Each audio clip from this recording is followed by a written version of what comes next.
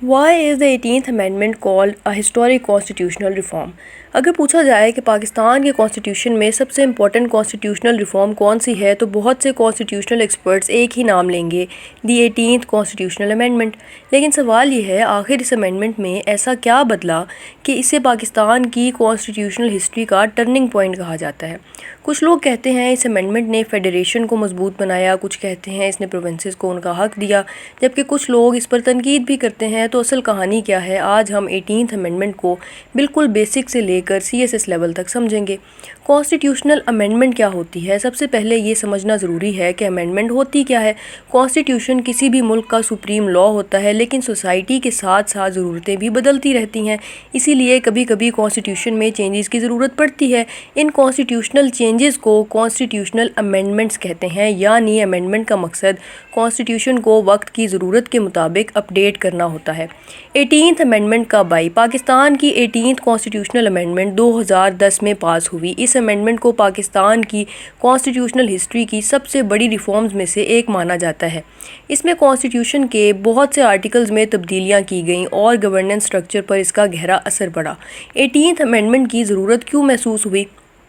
اب سب سے امپورٹنٹ سوال، اس امینڈمنٹ کی ضرورت ہی کیوں پڑی؟ اس کا جواب پاکستان کے کانسٹیٹیوشنل ایولیوشن میں چھپا ہے۔ کئی کانسٹیٹیوشنل ایکسپرٹس کا خیال تھا فیڈریشن کو مضبوط بنانا چاہیے، پروونسز کو زیادہ ایڈمنسٹریٹو اتھارٹی ملنی چاہیے، ڈیموکریٹک انسٹیٹیوشنز کو ری انفورس کرنا چاہیے، کانسٹیٹیوشن کو اس کی اصل پارلیمنٹری اسپرٹ کے قریب لانا چاہیے۔ اسی کانٹیکسٹ میں 18th امینڈمنٹ انٹروڈیوس کی گئی۔ سب سے بڑا کانسیپٹ پروونشل اٹانومی۔ اگر پورے لیکچر میں سے صرف ایک کانسیپٹ یاد رکھنا ہو تو وہ ہے پروونشل اٹانومی۔ پروونشل اٹانومی کا مطلب ہے کہ پروونسز کو اپنے مختلف ایڈمنسٹریٹو اور پالیسی میٹرز میں زیادہ اتھارٹی اور ڈیسیژن میکنگ پاورز ملنا، یعنی ہر چھوٹا فیصلہ صرف فیڈرل گورنمنٹ نہ کرے بلکہ پروونسز بھی اپنے کانسٹیٹیوشنل ڈومین میں ڈیسیژنز لے سکیں۔ یہی 18th امینڈمنٹ کا سینٹرل تھیم تھا۔ فیڈرلزم کیا ہوتا ہے؟ اس پوائنٹ کو سمجھنے کے لیے فیڈرلزم کو سمجھنا ضروری ہے۔ پاکستان ایک فیڈرل پارلیمنٹری ریپبلک ہے۔ فیڈرل سسٹم میں پاورز دو لیولز پر ہوتی ہیں، فیڈرل گورنمنٹ اور پروونشل گورنمنٹس۔ چیلنج یہ ہوتا ہے کہ دونوں کے درمیان پاورز کا بیلنس کیسے مینٹین کیا جائے۔ 18th امینڈمنٹ نے اسی بیلنس کو دوبارہ ڈیفائن کیا۔ 18th امینڈمنٹ کا اوور آل آبجیکٹو، اس امینڈمنٹ کا مقصد تھا فیڈریشن کو مضبوط بنانا، پروونسز کو کانسٹیٹیوشنل اتھارٹی دینا، ڈیموکریٹک گورننس کو ری انفورس کرنا، ڈیسیژن میکنگ کو زیادہ ڈی سینٹرلائزڈ بنانا، یعنی پاور کو ایک جگہ کنسنٹریٹ کرنے کی بجائے مختلف لیولز پر ڈیوائڈ کرنا۔ ڈی سینٹرلائزیشن کیا ہوتا ہے؟ ڈی سینٹرلائزیشن کا مطلب ہے ڈیسیژن میکنگ پاورز کو سینٹرل گورنمنٹ سے نیچے لوور لیولز آف گورنمنٹ تک ٹرانسفر کرنا۔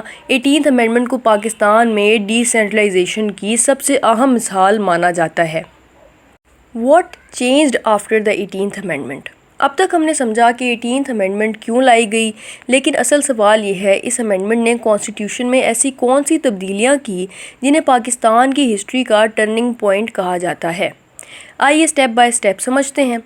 Provincial autonomy became stronger. سب سے پہلا اور سب سے امپورٹنٹ چینج پروونشل اٹانومی۔ 2010 کے بعد پروونسز کو کئی پالیسی ایریاز میں زیادہ اتھارٹی ملی، یعنی ہر پالیسی کا فیصلہ اسلام آباد سے نہیں ہوگا بلکہ پروونس بھی اپنی ضرورت کے مطابق ڈیسیژنز لے سکیں۔ اسی وجہ سے 18th امینڈمنٹ کو ڈی سینٹرلائزیشن آف پاور کی مثال کہا جاتا ہے۔ کنکرنٹ لیجسلیٹو لسٹ کا خاتمہ۔ اب آتے ہیں سب سے important concept per.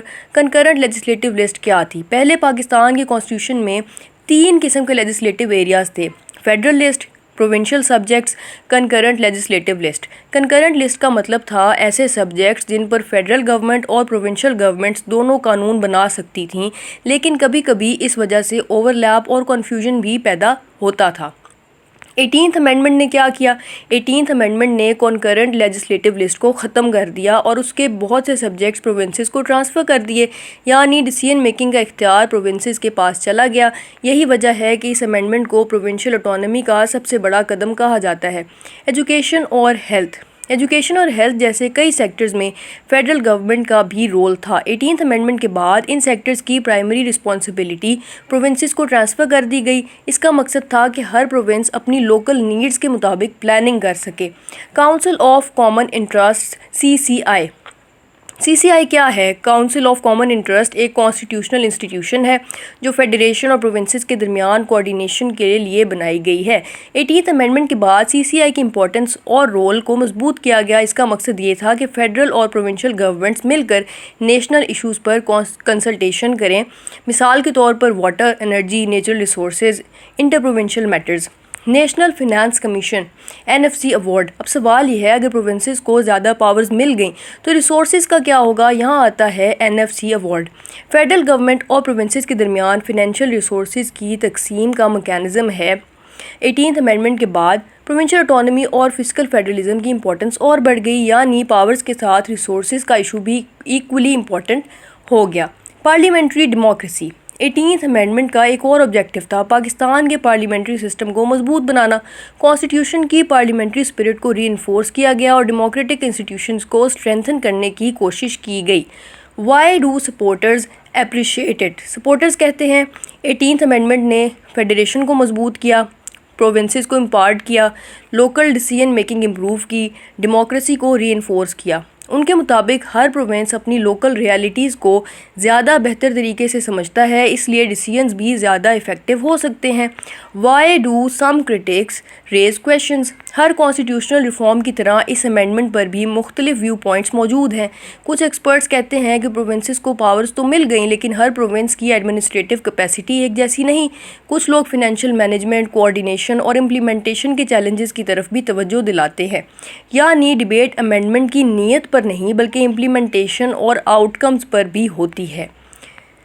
Major changes: provincial autonomy, abolition of concurrent legislative list, stronger CCI, greater provincial role in education and health, strengthened parliamentary democracy, enhanced fiscal federalism through NFC۔ Hare constitutional reform کا اصل امتحان اس وقت ہوتا ہے جب اسے ground پر implement کیا جائے۔ 18th امینڈمنٹ بھی اس سے مستثنیٰ نہیں۔ کچھ ایکسپرٹس اسے پاکستان کی فیڈرل ڈیموکریسی کی سب سے بڑی کامیابی مانتے ہیں، جبکہ کچھ کہتے ہیں کہ اس کے بعد نئے گورننس چیلنجز بھی سامنے آئے۔ تو آخر حقیقت کیا ہے؟ آئیے اس کا بیلنسڈ اور CSS اورینٹڈ انالیسس کرتے ہیں۔ Major achievements of 18th amendment. سب سے پہلے اس امینڈمنٹ کے پازیٹیو پہلو دیکھتے ہیں۔ Stronger provincial autonomy. 18th amendment کے بعد پروونسز کو اپنے بہت سے ایڈمنسٹریٹو اور پالیسی میٹرز میں زیادہ اتھارٹی ملی۔ سپورٹرز کہتے ہیں کہ اس سے فیڈرلزم کو مضبوطی ملی اور پروونسز کو اپنی ضروریات کے مطابق پلاننگ کا زیادہ موقع ملا۔ اسٹرینتھننگ ڈیموکریسی۔ یہ امینڈمنٹ پاکستان کے پارلیمنٹری ڈیموکریٹک سسٹم کو ری انفورس کرنے کی ایک اہم کوشش تھی۔ ڈیموکریٹک انسٹیٹیوشنز کو کانسٹیٹیوشنل پروٹیکشن ملی اور گورننس کو زیادہ کانسٹیٹیوشنل فریم ورک کے اندر لانے کی کوشش کی گئی۔ Better local decision making. ہر پروونس کے سوشل، اکنامک اور جغرافیکل چیلنجز مختلف ہوتے ہیں، اس لیے لوکل لیول پر ڈیسیژن میکنگ سے پالیسیز کو لوکل ریالٹیز کے مطابق ڈیزائن کرنا آسان ہو سکتا ہے۔ Improved federal provincial relations. Council of common interests اور NFC ایوارڈ جیسے کانسٹیٹیوشنل میکانزمز کی امپورٹنس اور بڑھ گئی۔ اس سے فیڈریشن اور پروونسز کے درمیان کنسلٹیشن کا فریم ورک مضبوط ہوا۔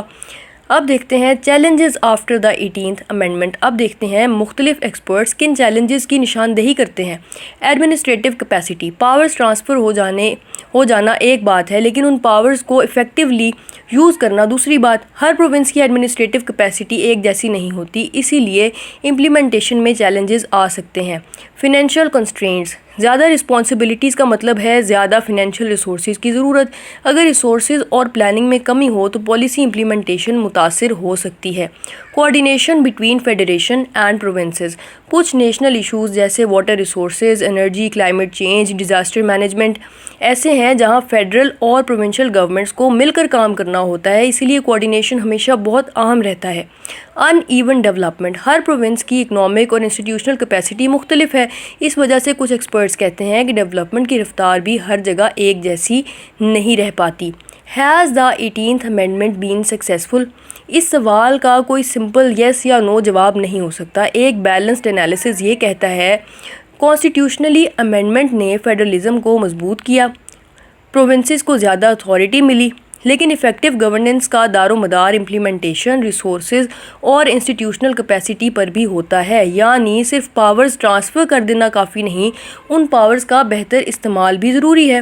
Policy recommendations. اگر 18th امینڈمنٹ کے آبجیکٹیوز کو اور بہتر بنانا ہو تو ایکسپرٹس عام طور پر یہ ریکمنڈیشنز دیتے ہیں: پروونشل انسٹیٹیوشنز کی کیپیسٹی امپروو کی جائے، فیڈریشن اور پروونسز کے درمیان کوآرڈینیشن مضبوط کی جائے، CCI میٹنگز کو ریگولر اور افیکٹو بنایا جائے، فائنینشیل مینجمنٹ اور اکاؤنٹیبلٹی کو امپروو کیا جائے، ایجوکیشن، ہیلتھ اور لوکل گورنمنٹ سیکٹرز میں گورننس ریفارمز جاری رکھی جائیں۔